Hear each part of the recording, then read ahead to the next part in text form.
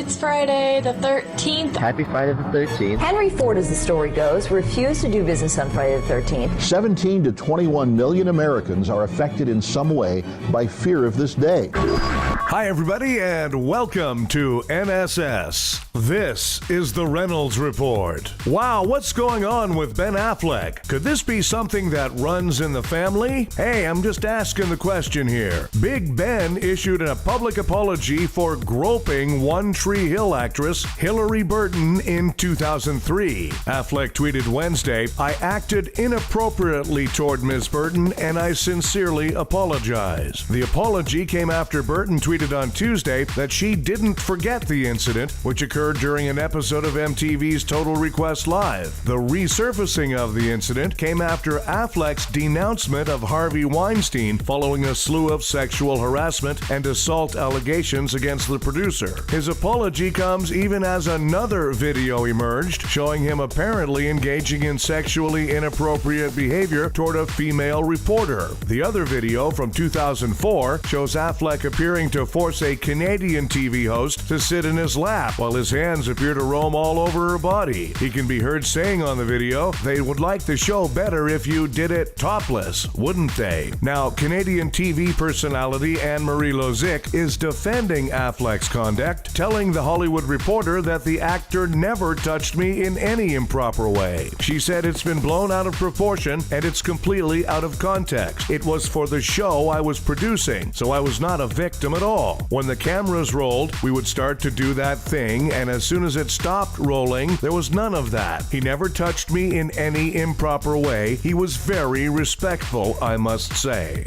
As the accusations of sexual misconduct against Harvey Weinstein continue to pile up, Hollywood's role in keeping his behavior quiet over the years has come under scrutiny. To discuss Hollywood's role and response, MSNBC, for some reason, brought on Ed Asner as a guest. Yes, 87-year-old Ed Asner from The Mary Tyler Moore Show. And things took an uncomfortable turn when right out of the gate, he asked the female host why he didn't get a hello kiss. Wow, it's great to have you here. Thank you so much for coming in. Well, thank you. And not even a kiss.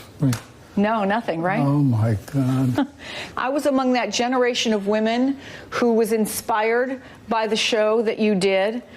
And you also have a long history of speaking out about equality and social justice. You did not work with Harvey Weinstein, but what do you make of what's coming out of Hollywood over the last 2 or 3 days? Well, it's merely a follow-up to what our president established on his campaigning and groping. The times they are a-changin'. So you know, this is where most Americans get their legal advice these days. If you have a question that can't wait, reach out to the law firm of Facebook, Twitter, and Bars, where experts are standing by to answer your questions 24 hours a day. I think you should sue.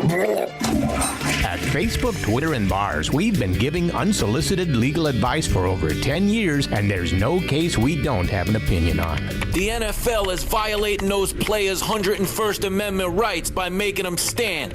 Hashtag take a knee. Is there a K in knee? So whether you're an activist looking for government records or a model looking to sue Harvey Weinstein, we've got you covered. I'm always getting poked on Facebook, so I know the feeling. And unlike other firms, you won't go broke by hiring us, because at Facebook, Twitter, and Bars, we'll work for a like, a retweet, or a beer. Can you make that 2 beers, please? Facebook, Twitter, and Bars, because you've got questions and we've got answers, whether you want them or not. Yeah, I got your protest right here, pal. Hollywood mogul Harvey Weinstein's wife plans to divorce him. That comes as a surprise. I mean, the part about him even being married.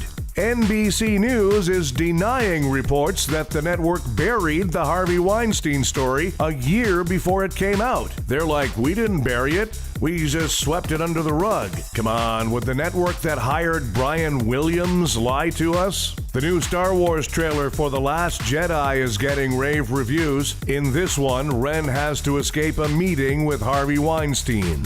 The U.S. men's national soccer team failed to qualify for the World Cup after losing 2-1 this week. No, wait, that was the score of the Trump-Tillerson IQ contest. I'm sorry, my bad. Hey, remember that Utah police officer boxer that manhandled the nurse and arrested her? Well, he just got fired. Plus, he has to perform 90 hours of community service emptying bedpans. Time for Nobody Gives a Coach, the maker of those fancy leather handbags, is changing its name. Hey, unless the company is changing its name to Walmart, I still can't afford them. Hey, Coach, or whatever, nobody gives a Chicago has repealed its first controversial soft drink tax. Chicago's really on a roll. First, the Cubs win the World Series, and now this. Hey, Chicago, nobody gives a And North Korea's foreign minister has warned the United States that we're on the brink of nuclear war. Please. The only thing Kim Jong-un has ever declared war on is haircuts and treadmills. Hey, Rocket Man, nobody gives a Thanks, everybody. We have a new episode of the Reynolds Report for you every weekday. Be sure to check out NSS Live, starring Frank D'Angelo and his celebrity panel of guests, including the legendary Phil Esposito. Tuesdays and Thursdays. NSS Live.